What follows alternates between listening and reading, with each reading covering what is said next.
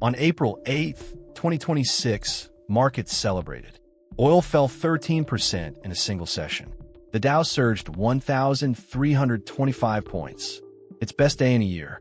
Relief flooded every trading floor on Earth. The ceasefire was real. The war, for now, was paused. But here's what the celebration missed entirely.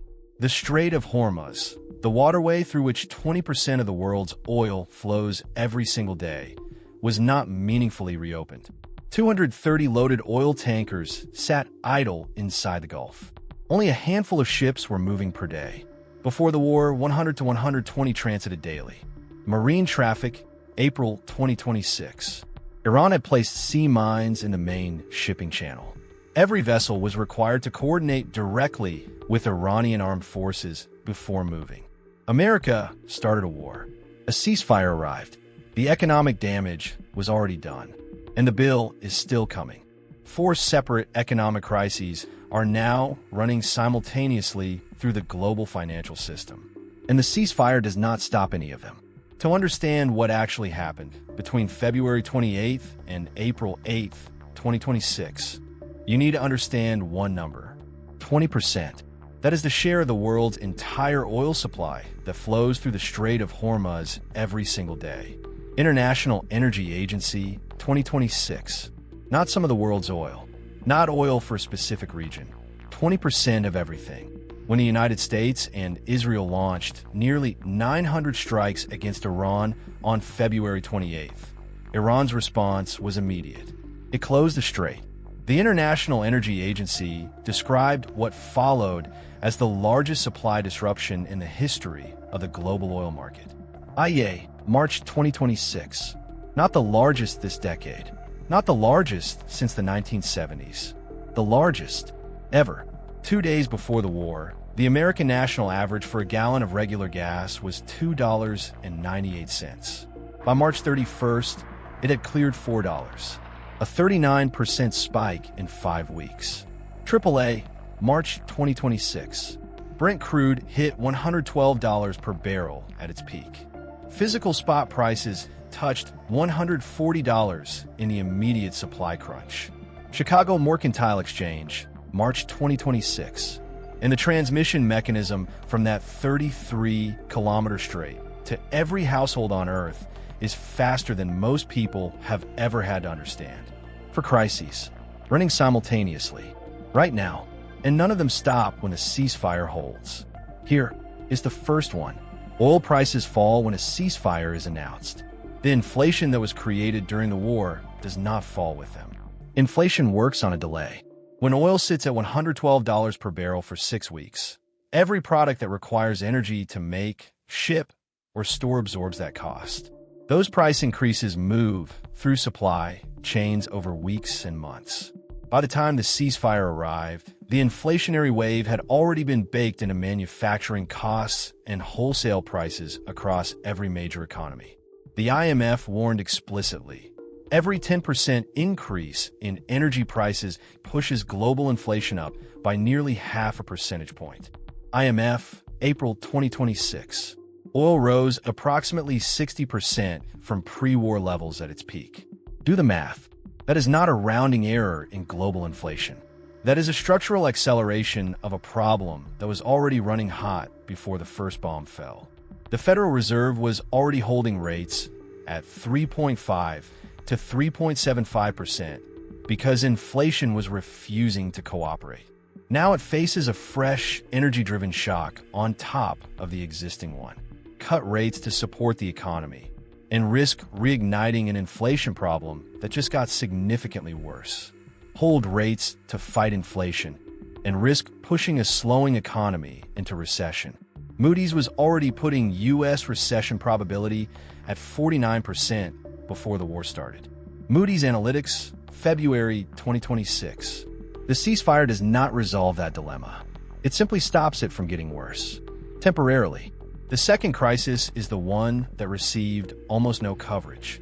The Gulf Cooperation Council, Saudi Arabia, UAE, Qatar, Kuwait, Bahrain, Oman, spent 4 decades building one foundational assumption into their entire economic model: that the Middle East was a safe place to do business. Dubai built itself into a global financial hub. Abu Dhabi accumulated a sovereign wealth fund worth over $1.5 trillion. Qatar became the world's largest LNG exporter. Saudi Arabia launched Vision 2030 to move beyond oil into tourism and technology. All of it rested on the premise of regional stability. On March 18th, Iran struck Qatar's Ras Laffan industrial complex, the heart of its LNG operations. Qatar's production capacity fell 17% immediately. Analysts estimated 3 to 5 years to fully restore the infrastructure. IEA, March 2026. LNG spot prices in Asia surged over 140%. Aviation across the region collapsed. Airlines were routed entirely around the Middle East, adding hours to flights between Asia, Europe, and Africa. What analysts are now describing as a systemic collapse of the Gulf economic model is not a setback. It is not a disruption. It is the permanent erosion of a reputation that took 40 years to build. The third crisis runs deeper still. Japan imports approximately 95% of its energy from the Middle East. Its prime minister warned publicly that a closed strait would drain Japan's oil supply within 8 to 9 months. India pulls 60% of its oil from the region. China, 40%. Together, those three economies represent over 35% of global GDP, disrupt 20% of their energy supply simultaneously, and the impact flows through manufacturing, exports, consumer prices, and every global supply chain that every economy depends on. And here is the detail that most coverage missed entirely. Helium, critical for semiconductor manufacturing in South Korea and Taiwan, was disrupted by the conflict. BNY Markets, April 2026. In a world where semiconductors sit at the center of every advanced economy's industrial base, that is not a footnote. It is a direct hit on the technology the global economy runs on. The fourth crisis is the one Washington is not discussing. The Pentagon submitted a supplemental budget request of more than $200 billion in additional war funding. That number was not a projection of future costs. That was what the war had already cost. In less than 6 weeks, nearly 900 strikes in a single day. B-2 stealth bombers, B-1 Lancers, B-52 Stratofortresses. Each precision-guided munition cost between $150,000 and $1.5 million. Each B-2 sortie ran approximately $135,000 per flight hour. The United States is doing this while carrying $36.2 trillion in accumulated debt, while paying over $1 trillion per year in interest on that debt alone. And then the Director of National Intelligence told the Senate something most headlines buried. Iran's conventional military capabilities had largely been destroyed. And then she added the sentence that changes everything. The regime appears intact. Tulsi Gabbard, Senate testimony, April 2026. The military objectives were met. The political objective, regime change, was not. Which means America spent $200 billion, triggered the largest oil supply disruption in history, sent global inflation surging, collapsed the Gulf economic model, and the government it went to war against is still standing. But here is what the 2-week ceasefire actually tells you about what comes next. Because this is not a peace agreement. Both sides have explicitly stated that.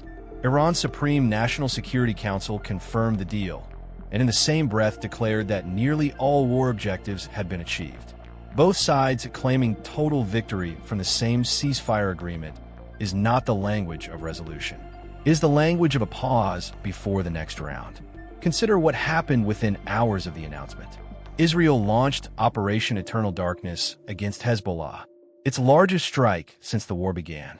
254 people killed across Lebanon, 1,650 wounded. Iran's response was immediate. The reopening of the Strait of Hormuz, the actual foundation of the ceasefire, was paused because of those Lebanese strikes. The market had celebrated a ceasefire that was already breaking apart before the celebration ended. And Iran's 10-point peace plan, submitted to Washington, contains language that should alarm every energy-importing nation on Earth. It explicitly states, quote, "Controlled passage through the Strait of Hormuz coordinated with Iran's armed forces and Iran's control under the agreed framework." Iran's Supreme National Security Council, April 2026. Iran is not asking to reopen a waterway. Iran is asking to own it. Pakistan brokered this ceasefire. China delivered the final diplomatic nudge that pushed Iran to accept. The United States, which launched the war, needed two other countries to negotiate its exit from it. And every country that hosted American bases that were struck by Iranian missiles during this conflict, is now asking a question they have never had to ask publicly before. If America starts a war and needs Pakistan and China to negotiate the ceasefire, what exactly is the American security umbrella protecting us? So what happens next? 2 weeks. That is the window both sides agreed to. The gap between the two sides is not minor. It is structural. Iran wants sanctions lifted, U.S. forces withdrawn, and recognition of its right to enrich uranium. America wants complete dismantlement of the Iranian nuclear program. These are not positions that split the difference easily. Scenario 1. The ceasefire holds. Iran fully reopens the strait. Negotiations produce a framework on the nuclear question. Brent crude falls back toward $80.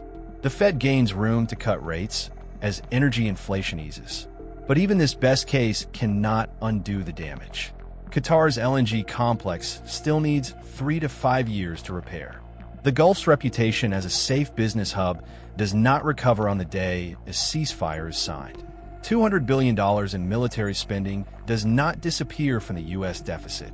And the inflation generated during 6 weeks of war continues flowing through supply chains for months after oil prices fall. Scenario 2. The conflict resumes. Lebanon does not stop burning. Iran maintains control of the strait. Strikes resume. Oil moves back toward $110 to $120.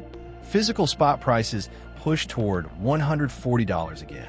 The Fed faces a choice with no good options. Hold rates and watch the economy slow toward the recession Moody's was already projecting. Cut rates and watch inflation accelerate toward levels that start to threaten the dollar's status as reserve currency. A return to $120 oil would push U.S. inflation above 5%. In an economy carrying $36.2 trillion in debt, with interest payments already exceeding $1 trillion annually, that creates a fiscal crisis on top of an economic one. Probability, higher than markets are currently pricing. You do not need to follow every diplomatic statement to know which scenario is playing out. Watch 3 numbers. First, tanker traffic through the Strait of Hormuz. A sustained return toward 100 to 120 daily transits signals genuine economic recovery. Continued near-zero traffic signals the ceasefire is holding in name only. Marine traffic, April 2026. Second, Brent crude. A sustained fall below $80 signals the energy shock is unwinding. A return above $105 signals the damage is accelerating again. Third, the language coming out of negotiations. The single most important phrase to listen for: whether Iran's demand for controlled passage coordinated with Iranian armed forces survives the negotiating table intact. If it does, the world has a new permanent energy tax embedded in the cost of 20% of global oil supply. If it doesn't, the path to genuine recovery opens. These 3 indicators will tell you what is actually happening before any press conference confirms it. The economic damage from this war is not a question of if it arrives. It is already in your gas bill. It is already in your grocery receipt. It is already in the inflation data that every central bank on Earth is now trying to contain. The question that remains, the one that negotiations will not fully resolve, is whether the second act of this conflict arrives before the first one has been paid for. Because the bill from America's war is not arriving in Tehran. It is arriving at every gas station, every grocery store, and every central bank that has to choose between fighting inflation and preventing recession. In an economy that can no longer afford to get either decision wrong. If you want to understand the economics behind the headlines, subscribe to the Econaut. The link is below.